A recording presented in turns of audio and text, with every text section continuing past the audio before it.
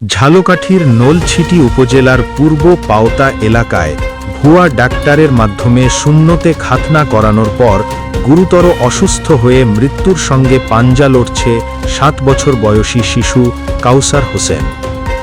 গত 25 ফেব্রুয়ারি বিকেলে স্থানীয়ভাবে নিজেকে ডাক্তার পরিচয় দেওয়া এক ব্যক্তির মাধ্যমে কাউসারের খাতনা করানো হয়। অভিযোগ রয়েছে ওই ব্যক্তি কোনো স্বীকৃত চিকিৎসক নন। খাতনার পরদিন থেকেই শিশুটির শারীরিক অবস্থার অবনতি হতে থাকে। তার প্রস্রাব বন্ধ হয়ে যায় এবং দ্রুত গুরুতর জটিলতা দেখা দেয়। পরিবার জানায়, প্রথমে তাকে নলছিটি উপজেলা স্বাস্থ্য কমপ্লেক্সে নেওয়া হয়।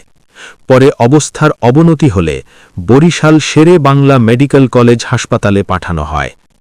সেখান থেকে উন্নত চিকিৎসার জন্য ঢাকায় নেওয়া হলে কয়েকটি হাসপাতালে ভর্তি না নেওয়ার পর অবশেষে তেজগাঁওয়ের একটি বেসরকারি হাসপাতালে আইসিইউতে ভর্তি করা হয়। হাসপাতাল সূত্রে জানা গেছে, শিশুটির শরীরে মারাত্মক সংক্রমণ ছড়িয়ে পড়েছে। চিকিৎসকদের মতে সেপ্টিসেমিয়া ও এনসেফালাইটিস সহ গুরুতর সংক্রমণ তার মস্তিষ্কেও প্রভাব ফেলেছে। বর্তমানে সে আইসিইউতে আশঙ্কাজনক অবস্থায় চিকিৎসাধীন। এদিকে দিনমজুর বাবা ছেলের চিকিৎসার ব্যয় বহন করতে না পেরে সমাজের বিত্তবান ও মানবিক মানুষের কাছে আর্থিক সহায়তার আবেদন জানিয়েছেন। ঘটনাটি জানাজানি হওয়ার পর এলাকায় ব্যাপক ক্ষোভ ছড়িয়ে পড়েছে। স্থানীয়দের দাবি, ভুয়া ডাক্তার পরিচয়ে চিকিৎসা করার ঘটনায় দ্রুত তদন্ত করে অভিযুক্ত ব্যক্তিকে আইনের আওতায় আনা হোক। আমার একই বাড়ি আমরা বসবাস করি। এই যে আমাদের ফুরকান, এর ছেলে হইল যে কাউসার, যে আজকে মৃত্যুর সাথে পাঞ্জা লড়তেছে। এই ওই বিকালের দিকে নলছিটি মেডিকেলে নিয়ে যায় ওই যে মুসলমানি করানোর জন্য। ইতিমধ্যে ফুরকানের সাথে দেখা হয়। ফুরকান বলতেছে যে আমি তো মুসলমানি করাই। এরপরে একে উৎসাহিত করার পরে ওই ফুরকানের সাথে যায়। যাওয়ার পরে ওর মুসলমানি করায়। মুসলমানি করার পর একে 1200-1300 টাকা এর কাছ থেকে নেয় এবং ওই যাইয়া তারপরে বাড়িতে নিয়ে আসার পরে ওই ব্যথায় প্রস্রাব করতে পারে না, বেদনায় চিৎকার চিল্লাপাল্লা করে। এরপরে ও ডাক্তারের সম্মুখীন হয়। আমরা নিয়ে যাই, প্রতিমধ্যে সে জ্ঞান হারায় ওই কাউসার। জ্ঞান হারানোর পরে ডাক্তার বলতেছে সম্ভবত ডেড এক্সপায়ার ওষুধ প্রয়োগ করছে, যার কারণে এই অবস্থা হইতেছে। এরপর আমরা নিয়ে আসি বাড়িতে, আবারও প্রতিমধ্যে ওই অবস্থায় আবার নিয়ে যাই সঞ্জিতদার কাছে। সঞ্জিতদা আবার পরে এই রিপন ভাইও তখন উপস্থিত ছিল। রিপন ভাই আমাদেরকে বলে যে সঞ্জিতদার কাছে নিয়ে যাও তাৎক্ষণিকভাবে। আর সঞ্জিতদার কাছে নিয়ে যাই এবং সে আবার ওষুধ সাজেস্ট করে এবং বরিশালে অ্যাডভাইস দেয়। বরিশাল নিয়ে যাওয়ার পর বরিশালে রাখে নেয়, সেখান থেকে ঢাকা রেফার করে। ঢাকায়ও রাখে না, ঢাকা মেডিকেলে রাখে নেয়। এরপর পিজিতে নিয়ে যায়, পিজিতেও রাখে নেয়। এরপরে তারা বিভিন্ন রকমের সমস্যার সম্মুখীন হয়ে বিভিন্ন মেডিকেলের দ্বার প্রান্তে ঘোরাঘুরি করে, কোনো রকমের কোনো সুরাহা পায় না। এক পর্যায়ে তারা যে তেজগাঁও একটা হাসপাতালে নিয়ে যায়, সেখানে এখন আইসিইউতে আছে এবং অনেক ব্যয়বহুল চিকিৎসার মাধ্যমে তারা ওইখানে বিভিন্ন টেস্টের মাধ্যমে বলছে যে নিশ্চয়ই তাকে ডেড এক্সপায়ার ওষুধ প্রয়োগের কারণে আজকে তার এই অবস্থা। এখন কাউসার মৃত্যুর সাথে পাঞ্জা লড়তেছে। আপনাদের মাধ্যমে আমরা দেশবাসীকে জানাইতে চাই এবং সঠিক তদন্ত সাপেক্ষে এই নামধারী ডাক্তার ফুরকানের বিচারের দাবি জানাই। 25 তারিখ সুন্নত খাতনা করতে যাইয়া ফুরকানের সাথে দেখা হয়েছে।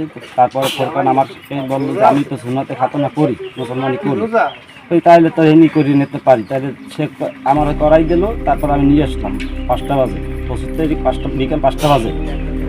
তারপরে সে ঔষধ দিল 2টা অ্যান্টিবায়োটিক, সেটি আমি খাওয়াইছি। তারপরে একটা গ্যাস্ট্রিক এডি দেওয়ার পরে আমরা করছি 2 দিন বাড়চাইছি। 2 দিন বাড়চার পরে আমরা তারপরে করছি। এখন আমরা কোথায় যাবো?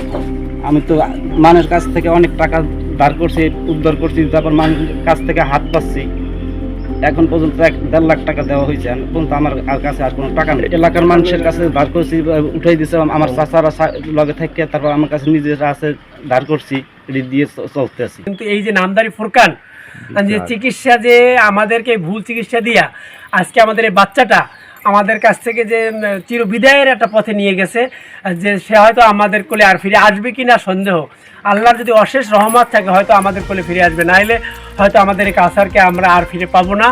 আপনাদের মাধ্যমে, প্রশাসনের মাধ্যমে আমরা জোর দাবি জানাই, এই নামধারী ভুয়া ডাক্তার নামে যে ফুরকান, সে 2টা চাকরি করে। একটা হচ্ছে যে ওয়ান ফার্মাসিউটিক্যালস, আর একটা হচ্ছে যে কুমুদি ফার্মাসিউটিক্যালস, এবং নিজে একটা ফার্মেসি চালায় এবং তার শ্বশুরও একটা ফার্মেসি চালায়।